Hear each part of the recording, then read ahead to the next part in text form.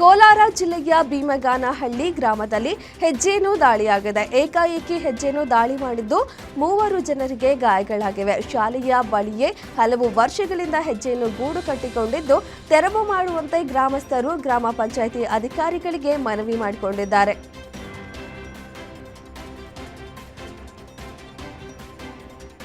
ಬೆಳಗಾವಿಯ ವಂದೇ ಭಾರತ್ ಎಕ್ಸ್‌ಪ್ರೆಸ್ ರೈಲಿಗೆ ಸಿಲುಕಿ ನವಿಲು ದಾರುಣವಾಗಿ ಸಾವನ್ನಪ್ಪಿದೆ.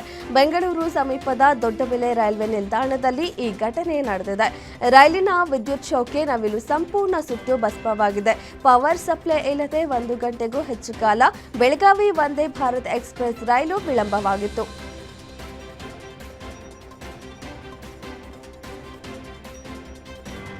ಬಳ್ಳಾರಿ ಫೈರಿಂಗ್ ಪ್ರಕರಣದ ಬೆನ್ನಲ್ಲೇ ಬಾಗಲಕೋಟೆ ಜಿಲ್ಲೆಯ ಮುಧೋಳ ತಾಲೂಕಿನ ಸೊರಗಾವಿ ಗ್ರಾಮದಲ್ಲಿ ವ್ಯಕ್ತಿಯೋರ್ವ ಗನ್ ಲೋಡ್ ಮಾಡುವ ವಿಡಿಯೋ ವೈರಲ್ ಆಗ್ತಿದೆ. ಕೈಯಲ್ಲಿ ಪಿಸ್ತೂಲ್ ಹಿಡಿದು ಪೋಸ್ ಕೊಟ್ಟಿರೋ ವಿಡಿಯೋ ಸೋಷಿಯಲ್ ಮೀಡಿಯಾದಲ್ಲಿ ಭಾರಿ ವೈರಲ್ ಆಗಿದೆ. ಕಾಂಗ್ರೆಸ್ ಕಾರ್ಯಕರ್ತ ಎನ್ನಲಾಗುವ ವಿಜಯ್ ಎಂಬ ವ್ಯಕ್ತಿ ಬೆಡ್ರೂಮ್ನಲ್ಲಿ ಕೈಯಲ್ಲಿ ಪಿಸ್ತೂಲ್ ಹಿಡಿದಿರೋ ಫೋಟೋಗಳನ್ನು ಸಾಮಾಜಿಕ ಜಾಲತಾಣಗಳಲ್ಲಿ ಹರಿಬಿಟ್ಟಿದ್ದ. ಪ್ರಕರಣದ ಬಗ್ಗೆ ಪೊಲೀಸರು ತನಿಖೆ ಮುಂದುವರೆಸಿದ್ದಾರೆ.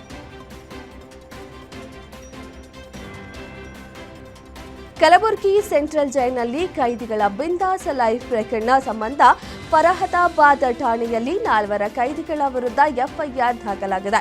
ಕೈದಿಗಳಾದ ಆಕಾಶ್, ರಾಕೇಶ್, ಪ್ರಜ್ವಲ್ ಸೇರಿ 4 ವಿರುದ್ಧ ದೂರು ನೀಡಲಾಗಿದೆ. ಜೈಲಿನಲ್ಲಿ ಜೂಜಾಟ ಆಡುತ್ತಾ ಸಿಗರೇಟ್ ಎಣ್ಣೆ ಹೊಡೆಯುತ್ತಿರುವ ವಿಡಿಯೋ ವೈರಲ್ ಹಿನ್ನೆಲೆ ಫರಹದಾಬಾದ್ ಪೊಲೀಸ್ ಠಾಣೆಯಲ್ಲಿ ದೂರು ದಾಖಲಾಗಿತ್ತು.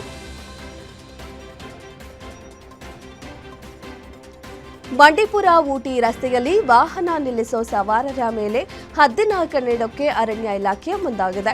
ರಾಷ್ಟ್ರೀಯ ಹೆದ್ದಾರಿ ಉದ್ದಕ್ಕೂ ಸಿಸಿ ಕ್ಯಾಮೆರಾ ಕಣ್ಗಾವಲು ಇರಿಸಲಾಗಿದ್ದು ಪ್ರಾಣಿಗಳ ಜೊತೆ ಕೀಟಲೆ ಮಾಡಿ ಪ್ರಾಣಕ್ಕೆ ಕುತ್ತು ತಂದುಕೊಳ್ಳೋ ಸವಾರರು ಇನ್ಮುಂದೆ ಎಚ್ಚರಿಕೆಯಿಂದ ಇರಬೇಕಿದೆ. ಹಲವು ದಿನಗಳ ಹಿಂದೆ ರಸ್ತೆಯಲ್ಲಿ ಆನೆ ಜೊತೆ ಸೆಲ್ಫಿ ಕ್ಲಿಕ್ಕಿಸಿಕೊಳ್ಳೋಕೆ ಹೋಗಿ ಆನೆ ದಾಳಿಯಿಂದ ಮೈಸೂರಿನ ವ್ಯಕ್ತಿಯೋರ್ವ ಪಾರಾಗಿದ್ದ. ಹೀಗಾಗಿ ಅರಣ್ಯ ಇಲಾಖೆ ಕ್ರಮಕ್ಕೆ ಮುಂದಾಗಿ ಅಂತವರ ವಿರುದ್ಧ ಕೇಸ್ ಮಾಡಲು ಮುಂದಾಗಿದೆ.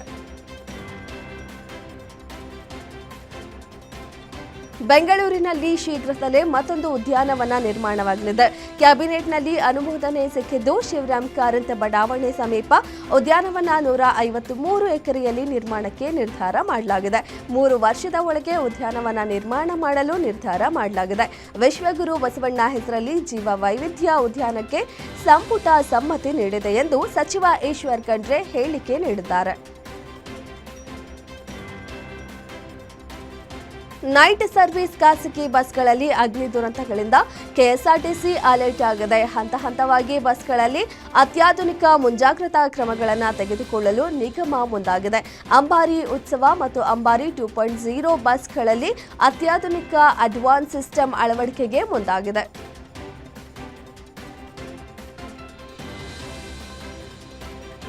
ಮೆಚ್ಚಿನ ಶಿಕ್ಷಕರ ಬೀಳ್ಕೊಡುಗೆ ವೇಳೆ ಶಾಲಾ ಮಕ್ಕಳು ಬೆಕ್ಕಿ ಬೆಕ್ಕಿ ಅತ್ತಿದ್ದಾರೆ. ಈ ಅಪರೂಪದ ಘಟನೆ ಕಂಡು ಬಂದಿದ್ದು ಬಾಗಲಕೋಟೆ ಜಿಲ್ಲೆಯ ಮುಧೋಳ ತಾಲೂಕಿನ ಬುದ್ನಿ ಪಿಎಂ ಗ್ರಾಮದಲ್ಲಿ. ಶಿಕ್ಷಕ ವೆಂಕಟೇಶ್ ಪಾಟೀಲ್ ಅವರು 13 ವರ್ಷ ಸೇವೆ ಹಾಗೂ ಶಿಕ್ಷಕಿ ಬೇಬಿ ಪಾಟೀಲ್ ಅವರು 9 ವರ್ಷ ಸೇವೆ ಸಲ್ಲಿಸಿ ಬೇರೆಡೆಗೆ ವರ್ಗಾವಣೆಗೊಂಡಿದ್ರು. ಶಾಲೆಯ ಎಸ್ಡಿಎಂಸಿ ಅಧ್ಯಕ್ಷ ಹಾಗೂ ಸದಸ್ಯರು ಹಾಗೂ ಗ್ರಾಮದ ಮುಖಂಡರು ವರ್ಗಾವಣೆಗೊಂಡ ಶಿಕ್ಷಕರಿಗೆ ಪುಷ್ಪವೃಷ್ಟಿ ಮೂಲಕ ಬೀಳ್ಕೊಟ್ಟಿದ್ದಾರೆ. ಈ ವೇಳೆ ಶಿಕ್ಷಕರು ಭಾವುಕರಾಗಿದ್ದಾರೆ.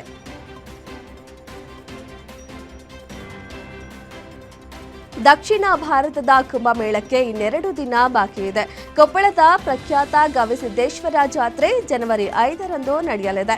ಜಾತ್ರಾ ಮಹೋತ್ಸವಕ್ಕೆ ಭರ್ಜರಿ ಸಿದ್ಧತೆಗಳು ನಡೆಯುತ್ತಿವೆ. ಜಾತ್ರೆಯ ಸಿದ್ಧತೆಯಲ್ಲಿ ಬರೋಬ್ಬರಿ 35ಕ್ಕೂ ಹೆಚ್ಚು ಗ್ರಾಮಗಳ ಜನರು ಭಾಗಿಯಾಗಿದ್ದಾರೆ. ಲಕ್ಷಾಂತರ ಭಕ್ತರು ಭಾಗಿಯಾಗೋ ಜಾತ್ರೆಯ ಮಹಾದಾಸೋಹಕ್ಕೆ ಗ್ರಾಮಸ್ಥರು ಸಿದ್ಧರಾಗಿದ್ದಾರೆ.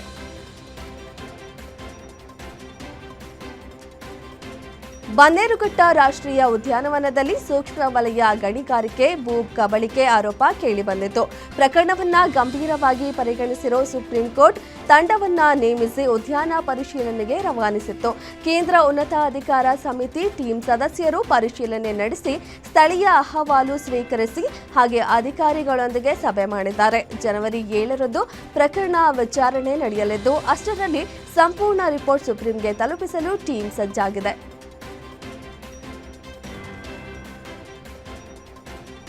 ಮಂಡ್ಯದ ಆದಿಚುಂಚನಗಿರಿ ಮಠಕ್ಕೆ ಮುಂದಿನ ತಿಂಗಳು ಪ್ರಧಾನಿ ಮೋದಿ ಭೇಟಿ ಮಾಡುವ ಸಾಧ್ಯತೆಗಳಿವೆ. ಆದಿಚುಂಚನಗಿರಿ ಕ್ಷೇತ್ರದಲ್ಲಿ ನಿರ್ಮಾಣವಾಗ್ತಿರೋ ಭೈರವೈಕ್ಯ ಡಾಕ್ಟರ್ ಬಾಲಗಂಗಾಧರನಾಥ ಸ್ವಾಮೀಜಿಯ ಮಹಾಗದ್ದುಗೆಯನ್ನು ಫೆಬ್ರವರಿ 23ರಂದು ಉದ್ಘಾಟಿಸಲಾಗುತ್ತದೆ. ಈ ಉದ್ಘಾಟನೆಯನ್ನ ಪ್ರಧಾನಿ ನರೇಂದ್ರ ಮೋದಿ ಮಾಡ್ತಾರೆಂದು ಹೇಳಲಾಗ್ತಿದೆ.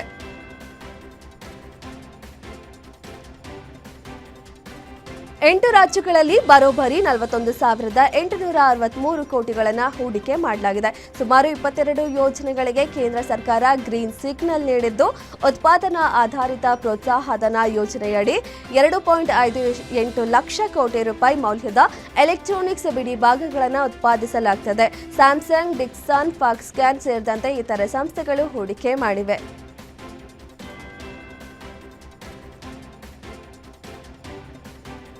ಈ ವರ್ಷ ಮಾರ್ಚ್ನಿಂದ 500 ರೂಪಾಯಿ ನೋಟ್ ಬ್ಯಾನ್ ಆಗುತ್ತೆ ಅಂತ ಸೋಷಿಯಲ್ ಮೀಡಿಯಾದಲ್ಲಿ ಹರಿದಾಡ್ತಾ ಇದೆ. ಇದು ಸುಳ್ಳು ಸುದ್ದಿ. 500 ರೂಪಾಯಿ ಚಾಲ್ತಿಯಲ್ಲಿರುತ್ತೆ ಅಂತ ಕೇಂದ್ರ ಸರ್ಕಾರ ಸ್ಪಷ್ಟನೆ ನೀಡಿದೆ. RBI 500 ರೂಪಾಯಿ ನೋಟು ಅಮಾನ್ಯ ಬಗ್ಗೆ ತೀರ್ಮಾನಿಸಿಲ್ಲ. ಗಾಳಿ ಸುದ್ದಿಗಳನ್ನು ನಂಬಬೇಡಿ ಎಂದು ಕೇಂದ್ರ ಸರ್ಕಾರ ತಿಳಿಸಿದೆ.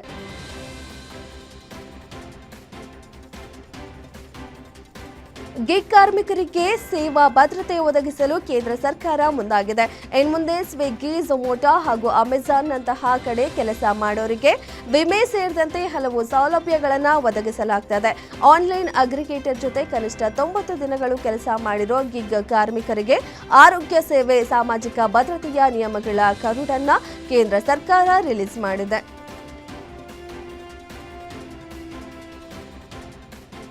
ತಿರುಪತಿ ಲಡ್ಡು ಪ್ರಸಾದ ಕಲಬೆರಕೆ ಆರೋಪದ ಬಳಿಕವೂ ಹೆಚ್ಚಾಗಿ ಮಾರಾಟವಾಗಿದೆ.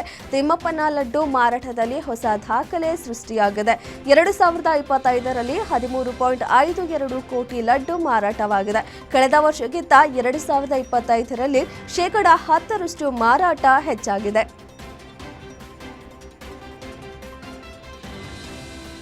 ಇಂದೋರ್ನಲ್ಲಿ ಕುಡಿಯುವ ನೀರು ಕಲುಷಿತಗೊಂಡು 10 ಮಂದಿ ಸಾವನ್ನಪ್ಪಿದ ದುರಂತಕ್ಕೆ ರಾಹುಲ್ ಗಾಂಧಿ ಪ್ರತಿಕ್ರಿಯಿಸಿದ್ದು, ಇಂದೋರ್ ನೀರು ಪೂರೈಕೆ ಮಾಡಿಲ್ಲ, ವಿಷವನ್ನ ಸರಬರಾಜು ಮಾಡಲಾಗಿದೆ. ಆದರೂ ಅಲ್ಲಿನ ಆಡಳಿತ ಕುಂಭಕರ್ಣನಂತೆ ನಿದ್ರಿಸುತ್ತದೆ ಎಂದು ಆಕ್ರೋಶ ವ್ಯಕ್ತಪಡಿಸಿದ್ದಾರೆ.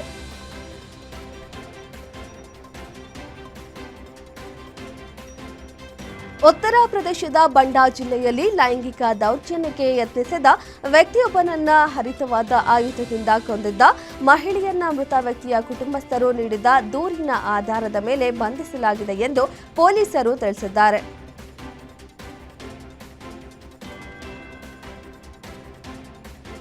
ಮಧ್ಯಪ್ರದೇಶದ ಇಂದೋರ್ ನಗರದ ಭಾಗೀರಥಪುರ ಪ್ರದೇಶದಲ್ಲಿ ಕಲುಷಿತ ನೀರು ಸೇವಿಸಿ 10 ಮಂದಿ ಸಾವನ್ನಪ್ಪಿದ್ದು, 6 ತಿಂಗಳ ಶಿಶು ಸೇರಿದಂತೆ 14 ಜನರು ಆರೋಗ್ಯ ಸಮಸ್ಯೆಯಿಂದ ಮೃತಪಟ್ಟಿದ್ದಾರೆಂದು ಸ್ಥಳೀಯರು ಹೇಳಿದ್ದಾರೆ.